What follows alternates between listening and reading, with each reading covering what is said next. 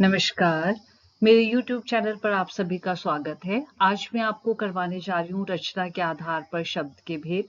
इससे पहले मैं आपको करवा चुकी हूँ व्युत्पत्ति या उत्पत्ति के आधार पर शब्द के भेद। शब्द जैसा कि आप जानते ही, दो या दो से अधिक वर्णों का सार्थक समूह शब्द कहलाता है। सार्थक समूह जिसका कोई अर्थ निकलता है, जैसे क जमा म कम, ब जमा स बस। तो दो से अधिक वर्णों का सार्थक समूह उदाहरण के तौर पर हम ले लेते हैं, जैसे क जमा ल जमा म कलम। तो रचना के आधार पर शब्द के जो है तीन भेद है।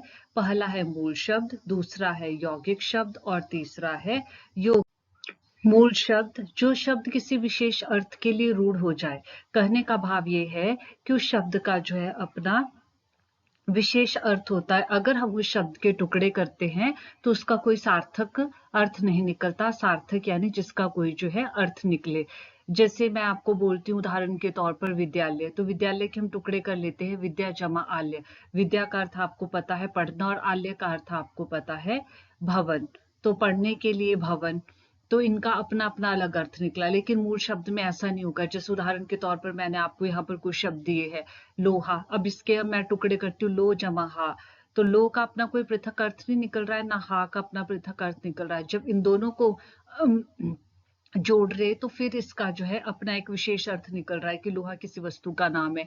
जैसे घोड़ा, घो जमाड़ा, इनको भी अगर पृथक कर दे, हम टुकड़े कर दे, तो इसका कोई जो है अर्थ नहीं निकल रहा है। जब इन दोनों को जोड़ा जा रहा है तो पता चल रहा है कि किसी जानवर के बारे में बात की जा रही है। तो वो होते हैं रूढ़ मूल शब्द, जो अपने किसी विशेष अर्थ के लिए रूढ़ हो जाते हैं। यानी जब हम उनके टुकड़े करते हैं तो उसका जो है पृथक तौर पर या पृथक रूप से कोई अर्थ नहीं निकलता है।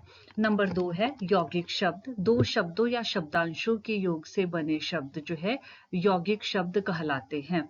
यौगिक शब्द में रूढ़ शब्द, प्रत्यय, रूढ़ शब्द एवं उपसर्ग का संयोग मिलता है। वो किस प्रकार से, वो देख लेते हैं। जैसे आपको कुछ उदाहरण यहाँ पर दिए गए हैं। रूढ़ शब्द जमा प्रत्यय।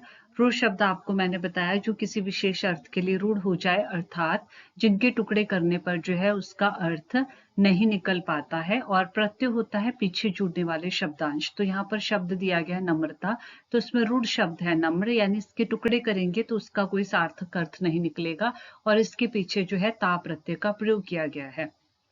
उपसर्ग जमा रूढ़ शब्द। उप का अर्थ होता है आगे और सर्ग का अर्थ होता है जुड़ने वाले। तो उपसर्ग का अर्थ हुआ आगे जुड़ने वाले शब्द। जिस प्रकार यहाँ पर शब्दांश दिया गया आमरण, तो मरण यहाँ पर मूल शब्द है। मूल शब्द यानी इसका अपना एक पृथक अर्थ है और इसके आगे जो है आ उपसर्ग का प्रयोग किया गया है। जैसे एक और उदाहरण ले लेते हैं, हार।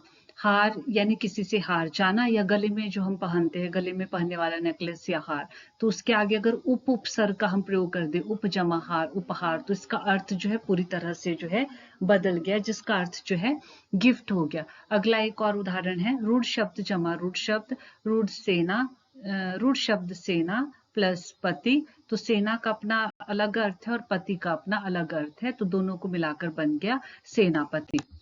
इसका तीसरा जो भेद है वो है योग रूढ़ शब्द। योग रूढ़ शब्द होते हैं जो दो शब्दों शब्दांशों का मेल जो किसी तीसरे अर्थ की ओर संकेत करता है या विशेष अर्थ की ओर संकेत करता है। जैसे कि हमने बहुव्रीहि समास में किया था कि जब हम वहां पर शब्दों के टुकड़े करते हैं तो वो उस अर्थ को छोड़कर जो किसी तीसरे अर्थ की ओर संकेत करता है, उसी प्रकार से जो योग रूढ़ शब्द होता है। उदाहरण के तौर पर देख लेते हैं, जैसे पंकज। पंकज का अर्थ होता है कीचड़ और ज का अर्थ होता है जन्मा। तो कीचड़ में जन्म लेने वाला है, कीचड़ में उत्पन्न हुआ, तो कमल। तो यहाँ पर जो है अपने अर्थ को छोड़कर किसी तीसरे अर्थ की ओर संकेत कर रहा है।